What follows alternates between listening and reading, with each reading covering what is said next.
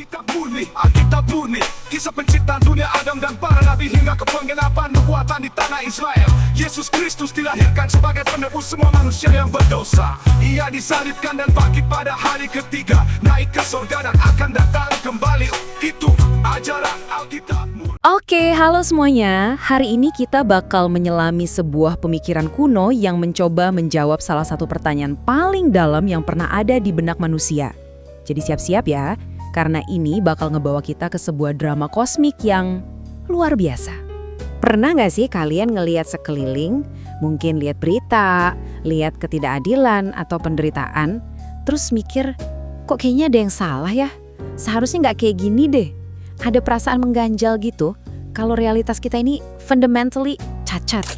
Nah, kalau kalian pernah ngerasain itu, tenang aja, kalian nggak sendirian. Perasaan itu juga yang dirasain para pemikir zaman dulu.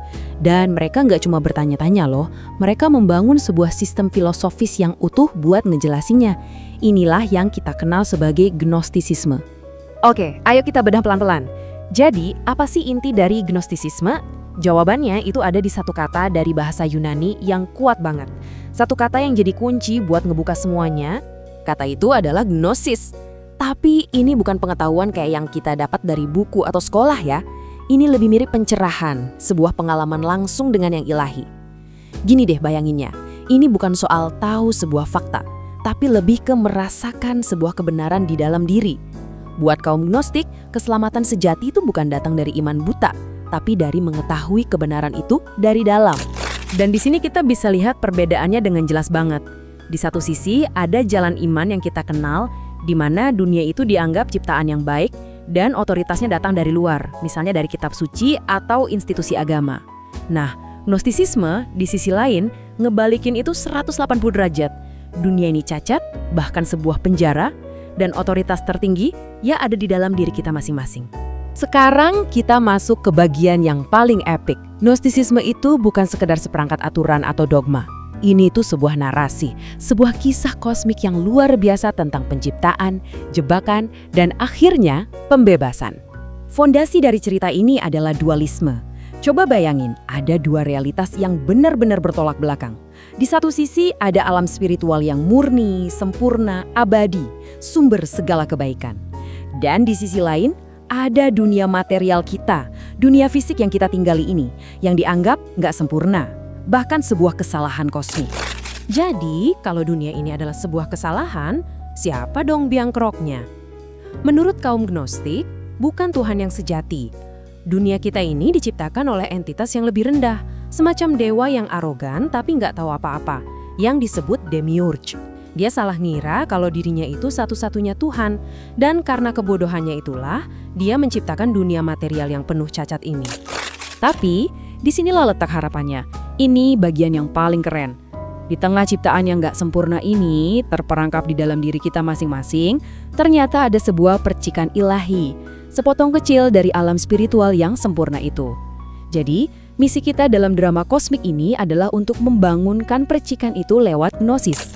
Ide-ide radikal yang kedengarannya kayak fiksi ilmiah ini, ternyata punya sejarah yang beneran loh. Mereka gak muncul tiba-tiba. Mereka berkembang pesat selama 3 abad pertama Masehi, tumbuh dari percikan awal di Mediterania sampai jadi gerakan intelektual yang sangat berpengaruh, terutama di pusat budaya kayak Mesir. Dan seperti yang bisa kita lihat di sini, Gnostisisme itu kayak gado-gado intelektual yang luar biasa. Ia mengambil kebijaksanaan dari filsafat Yunani, kedalaman mistisisme Yahudi, harapan dari ajaran Kristen awal, dan bahkan pencerahan dari tradisi Timur. Semua itu diramu jadi sesuatu yang sama sekali baru dan unik.